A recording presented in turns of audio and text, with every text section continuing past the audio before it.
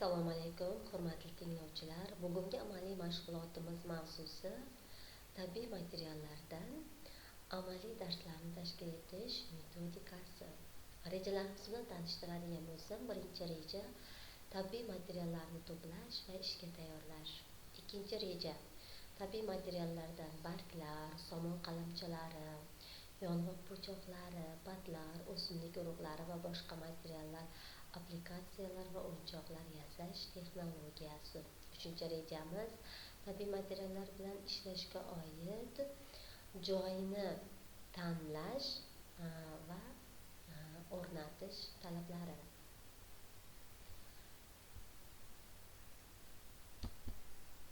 Boshlang'ich sinflarda o'quvchilarni quyidagi tabiiy materiallardan qum, tuproq, shag'al, suv, qor, daraxt va o'simliklarning barglari, shox-shabbalari, ildizlari, sabzavot va mevalarning urug'lari, tuxum po'choqlari, somon va shu kabilardan foydalanadigan turlari hisoblanadi. Tabiiy materiallarning haqiqiy shakllaridan kerakli o'rinlarda foydalanish mumkin. Bunda boshlang'ich sinf o'quvchilari tabiiy materiallarda ifodalangan biror bir obrazning o'xshashlik tomonlarini yanada bo'rttirish, qo'shimcha ishlov berish orqali haqiqiysiga yaqinlashtirish hamda bunda asbob-uskunalardan foydalanishni o'rganadilar.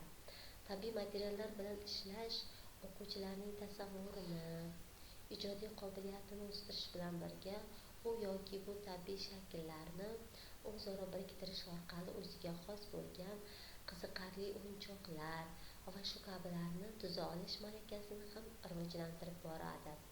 Tabiiy materiallardan qurish, yasash jarayonida o'quvchilar turli bo'laklarni o'zaro biriktirish, ulash, qo'zg'aluvchan yoki qo'zg'almas qilib o'rnatish, qum qog'oz, egov, pichoq va shu kabilar bilan ishlov berish usullarini ham bekam-ko'st o'zlashtirib oladilar. Ayrim hollarda tabiiy materiallardan yasaladigan shakllar o'yinchoqlarning ifodaliligini, ta'sirchanligini oshirib boradi. Materiallarni ham ishlatish ko'nikmasi shakllanadi. O'qituvchi o'quvchilarni kerakli tushunchalar bilan tushuntirib borar ekan, masalaning ana shu jihatiga ham e'tibor berishi lozim bo'ladi. O'qituvchi o'quv yili boshidan o'quvchilarga tabiiy materiallarni to'plash haqida ma'lumot berib boradi. Ularga ishlov berish sir-asrorlarini o'rgatadi, saqlash texnologiyalarini yaxshilab tushuntiradi. Boshlang'ich sinf o'quvchilari o'simliklar shoxi, barglari, gullari, po'stlog'i, mevasini terib borishni vazifa sifatida, topshiriq sifatida bajaradilar. Kvars qumi va loy tayyorlash hamda undan narsalar tayyorlash usullari bilan tanishib boradilar.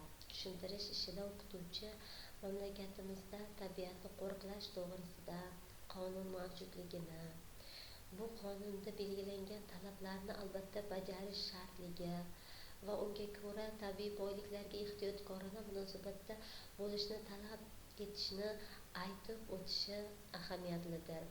O'qituvchi bu qonunning asosiy qoidalarini qayd etib, daraxt barglari va o'simliklardan faqat yerga tushgan materiallarnigina terish kerakligini, tabiat qonunlariga ko'ra daraxt va butalarni sindirish, tabiatni ifloslash, shox-shabbalarni, ularning po'stlog'ini, barglarini kesish mumkin emasligini tabiiy materiallar bilan ishlash jarayonida tushuntirib borishi kerak bo'ladi.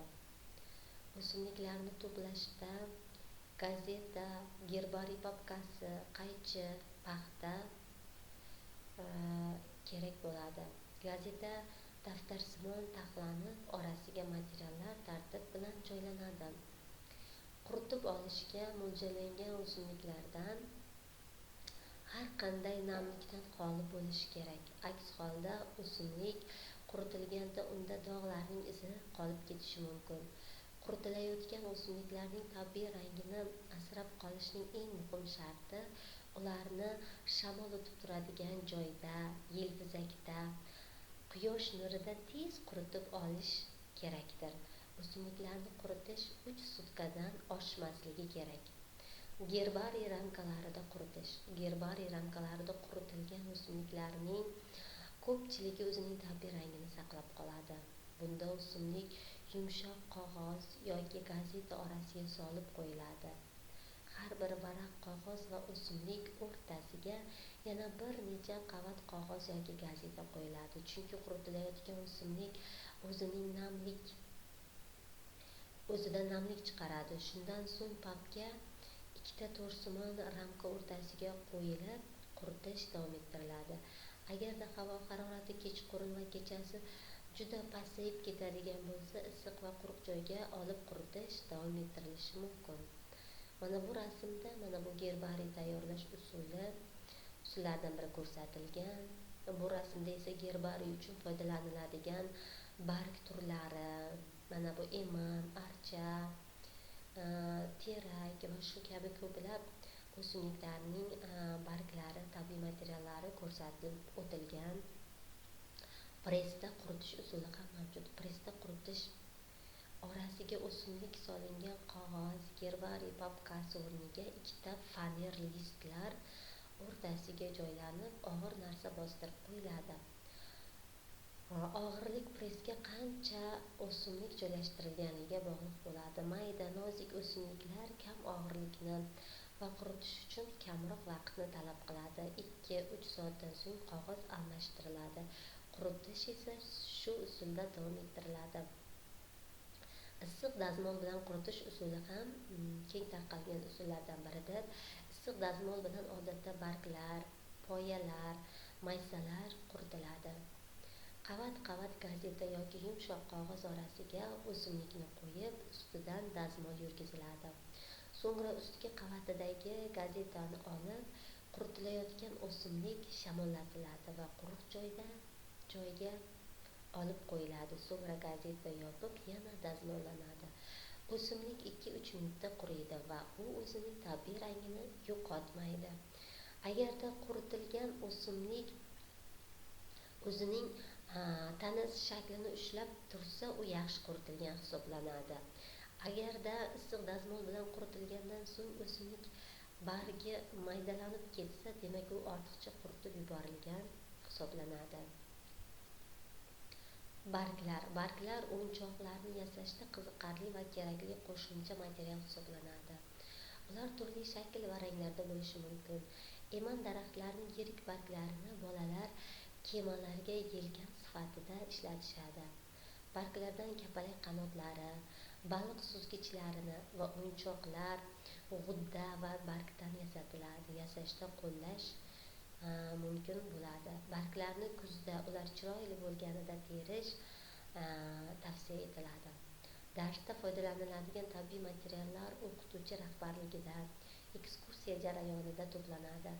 Ekskursiyani uyushtirishdan oldin boshlang'ich sinf o'quvchilariga bo'lajak ish namunasi ko'rsatiladi. Boshlang'ich sinf o'quvchilari ularni diqqat bilan ko'rib, mashg'ulot jarayonida foydalaniladigan tabiiy materiallar, ya'ni bargning shaklini, daraxt navlarini aniqlaydilar. Shundan so'ng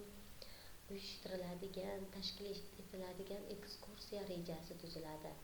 Ekskursiya yo'nalishi, tabiiy materiallarni to'plash uchun mo'ljallangan joylar aniqlanadi. O'qituvchi e'tiborini va aqliy faoliyatlarini kuzatayotgan obyektdan texnologiya darslarida ishlarni bajarish uchun zarur bo'lgan asosiy muhim belgilari, elementlari va xususiyatlarini aytishi, to'playotgan materiallarni to'g'ri baholashga yo'llaydigan savollar ro'yxatini tuzib borishi kerak bo'ladi. Daraxtzorga kelganda boshlang'ich sinf o'quvchilari kayfiyati ko'tarilib, ular har narsaga qiziqish bilan qaraydilar. Barglar, ularning ranglari, shakllarini ajablanib kuzatadilar. Ular tabiatning butun go'zalligini, uning ranglarini, to'kilgan barglarni, o'zining elastiklik xususiyatini yo'qotayotganligini, qattiqlashib sinuvchan bo'lib qolayotganligini ham kuzatib boradilar.